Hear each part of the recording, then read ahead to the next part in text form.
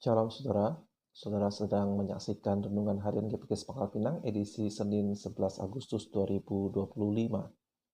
Saudara, kita harus punya perencanaan dalam hidup ini. Mari kita berdoa.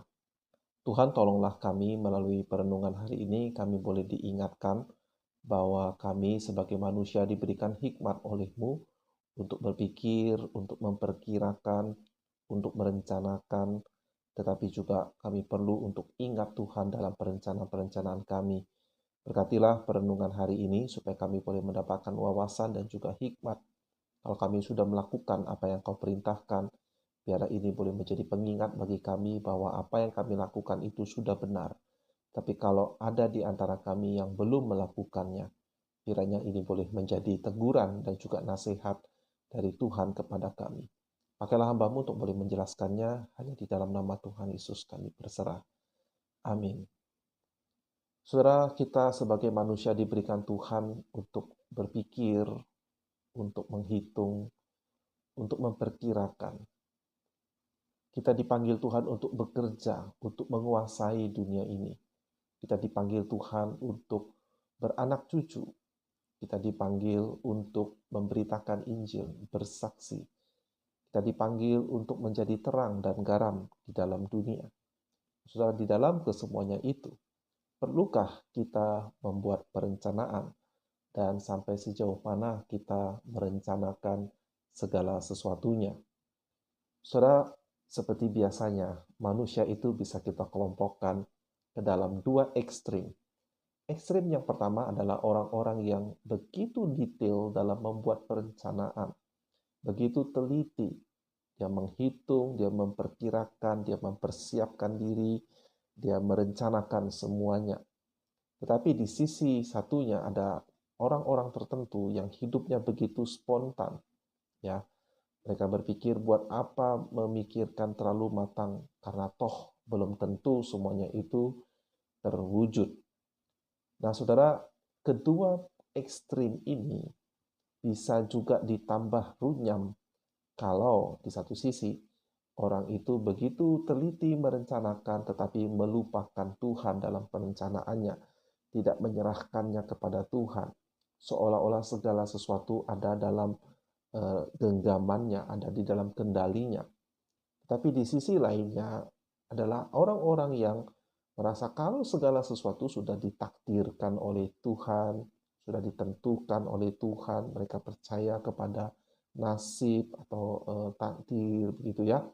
Maka buat apa kita repot-repot merencanakan? Toh pada akhirnya bukan kehendak kita yang terjadi, tapi kehendak Tuhan yang terjadi. Buat apa kita habiskan waktu memikirkan, merencanakan, kalau toh kita tidak punya kekuatan untuk mewujudkannya. Nah, apapun saudara, ada di spektrum mana saudara, atau bagaimana seharusnya sekarang. Nah, mari kita lihat beberapa ayat. Yang pertama dari Yakobus 4 ayat 13 hingga 15. Jadi sekarang hai kamu yang berkata, hari ini atau besok kami berangkat ke kota Anu dan di sana kami akan tinggal setahun dan berdagang serta mendapat untung. Sedang kamu tidak tahu apa yang akan terjadi besok, apakah arti hidupmu? Hidupmu itu sama seperti uap yang sebentar saja kelihatan lalu lenyap.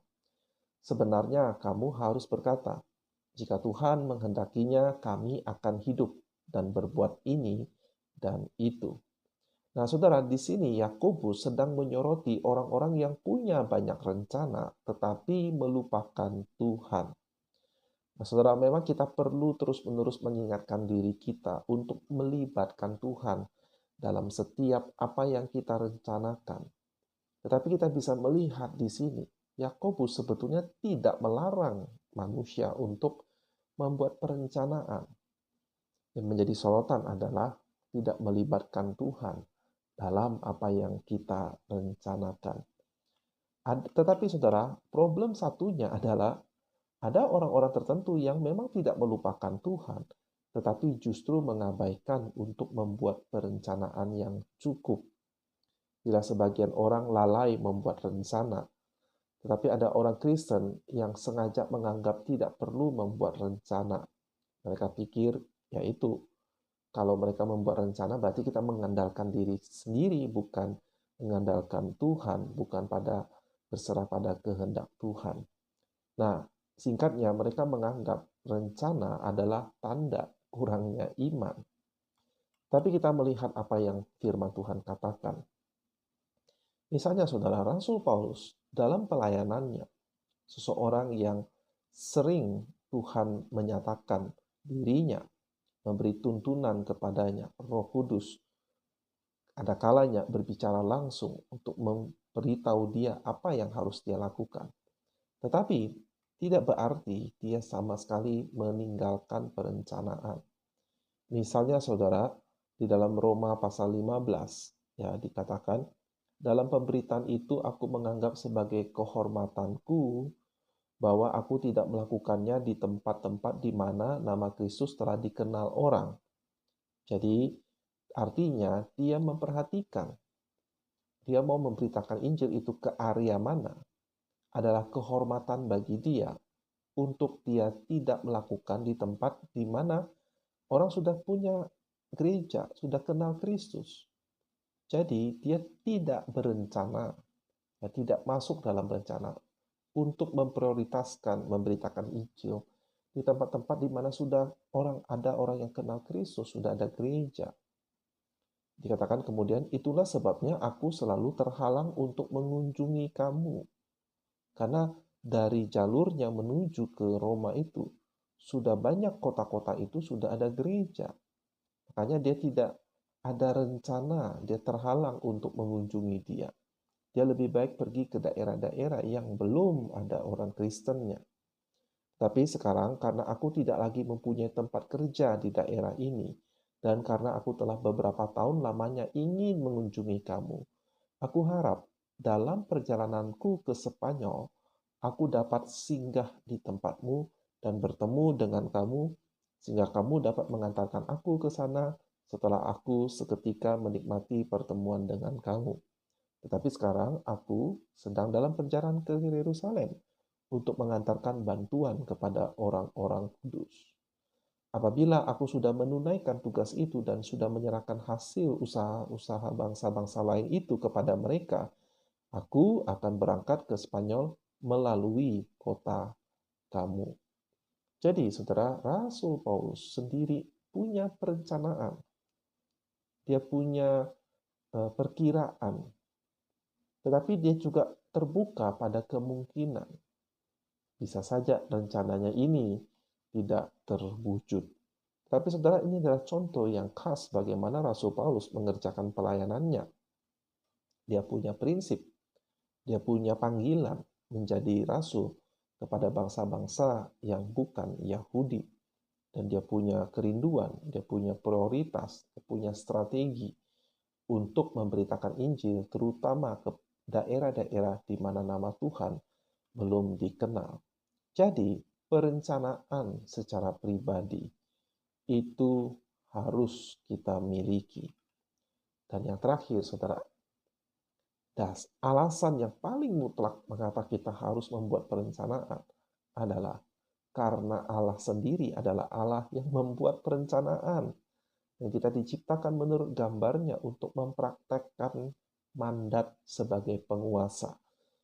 Kuasailah semuanya itu, taklukkanlah itu. Itu adalah perintah Tuhan kepada Adam, kepada kita. Artinya kita perlu untuk belajar, kita perlu untuk membuat perencanaan untuk bagaimana menguasainya, mengelola dunia ini dengan baik. Dan itu adalah sebuah penghujatan bila kita bertindak tanpa perencanaan. Adalah sebuah penghinaan kepada Tuhan. Kalau kita tidak mengatur apa yang kita lakukan hari demi harinya sesuai dengan kehendak Tuhan. Kita tidak persiapkan diri, kita tidak merencanakan. Setelah di dalam Yesaya 46 ayat 9 hingga 10, kita bisa melihat satu fakta yang menarik.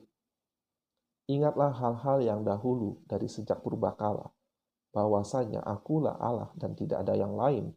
Akulah Allah dan tidak ada yang seperti aku, yang memberitahukan dari mulanya hal yang kemudian. Dan dari zaman purbakala, apa yang belum terlaksana, yang berkata, keputusanku akan sampai dan segala kehendakku akan kulaksanakan. Jadi saudara, kita harus punya perencanaan. Meskipun dalam prakteknya kita harus melibatkan Tuhan, kita harus menyerahkan, biarlah kehendak-Mu ya Tuhan yang terjadi, bukan kehendakku. Tapi saudara, kita perlu mempersiapkan diri, kita perlu merencanakan sesuai dengan kehendak Tuhan, sesuai dengan prinsip-prinsip firman Tuhan. Dalam pekerjaan kita, saudara yang mengerjakan bisnis saudara, dalam rencana untuk memelihara keluarga saudara, secara emosional, secara relasi, secara keuangan, pendidikan, semuanya itu membutuhkan doa dan juga perencanaan. Rencanakan berapa banyak kita perlu berolahraga. Rencanakan makanan sehat apa, makanan tidak sehat apa yang mungkin masih kita tolerir. Rencanakan pelayanan-pelayanan apa yang akan saudara ambil, menjadi pelayanan yang rutin atau pelayanan khusus saudara. Rencanakan buku atau artikel yang perlu dibaca, pelayanan apa yang perlu saudara dalami, perbaharui kerohanian saudara. Rencanakan kitab suci bagian mana yang perlu saudara gali lebih dalam. Rencanakan ya dalam hidup kita. Akhirnya saudara, orang bijak lebih berwibawa daripada orang yang kuat. Orang yang berpengetahuan daripada orang yang tegap kuat. Karena hanya dengan perencanaan engkau dapat berperang. Dan kemenangan tergantung pada penasihat yang banyak. Amsal 24 ayat 5 hingga 6. Jadi mari saudara rencanakan hidup kita dengan baik, serahkan kepada Tuhan, berdoa, dan bekerja. Tuhan Yesus memberkati saudara.